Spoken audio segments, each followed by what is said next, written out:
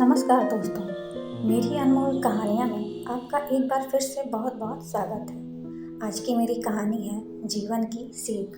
तो आइए शुरू करते हैं। एक बौद्ध भिक्षु भोजन बनाने के लिए जंगल से लकड़ियाँ चुन रहा था कि तभी उसकी नज़र बिना पैरों वाली लोमड़ी पे पड़ी। उसने मन ही मन सोचा, आखिर इस हालत में ये जिंदा कैसे है, और ऊपर से तो ये बिल्कुल भी स्वस्थ है। वह अपने ख्यालों में खोया हुआ था कि अचानक चारों तरफ अफरा तफरी मचने लगी। जंगल का राजा शेर उस तरफ आ रहा था। भिक्षु भी तेजी दिखाते हुए एक ऊंचे पेड़ पर चढ़ गया और वहीं से सब कुछ देखने लगा।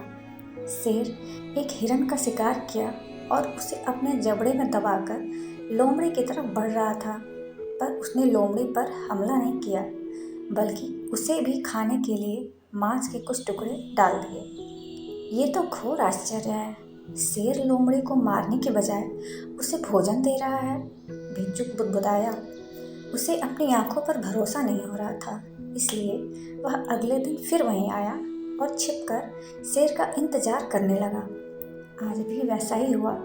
शेर ने अपने शिकार का कुछ हिस्सा लोमड़ी के सामने डाल दिया। यह भगवान के होने का प्रमाण है, भिक्षुक ने अपने आप से कहा। वह जिसे पैदा करता है उसकी रोटी का भी इंतजाम कर देता है। आज से इस लोमड़ी की तरह मैं भी ऊपर वाले की दया पर जीऊँगा। ईश्वर मेरे भी भोजन की व्यवस्था करेगा। ऐसा सोचते हुए वह एक वीरान जंगल पर जाकर एक पेड़ के नीचे बैठ गया। पहला दिन बीता, कोई वहाँ नहीं आया। दूसरे दिन भी कुछ लोग उधर से गुजर गए, पर भिक्षुक की तरफ किसी ने ध्यान ही नहीं दिया। इधर बिना कुछ खाए पिए वह कमज़ोर होता जा रहा था। इसी तरह कुछ दिन और बीत गए। अब तो वह रही सही ताकत भी खत्म कर चुका था। वह चलने फिरने के लायक भी नहीं रहा। उसकी हालत बिल्कुल मृत व्यक्ति की तरह हो चुकी थी कि तभी एक महात्मा उधर से गुजरे और भिक्षुक के पास पहुँचे। उसने सारी कहानी महात्मा जी को सुनाई और बोला, आप ही बताइए कि भगवान इतने निर्दयी कैसे हो सकते हैं? क्या किसी व्यक्ति को इस हालत में पहुंचाना पाप नहीं है?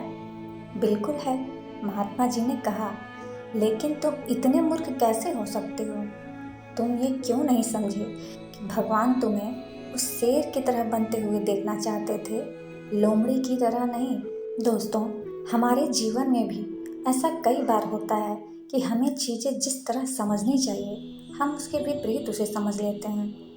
ईश्वर ने हम सभी के अंदर कुछ न कुछ ऐसी शक्तियाँ दी हैं जो हमें महान बना सकती हैं। ज़रूरत है कि हम उन्हें पहचानें। इस कहानी में भिक्षुक का सौभाग्य था कि उसे उसकी गलती का एहसास कराने के लिए महात्मा जी मिल गए, पर हमें खुद भी चौकन्ना रहना चाहिए कि कहीं हम शेर की जगह लोमड़ी तो नहीं बन रहे हैं।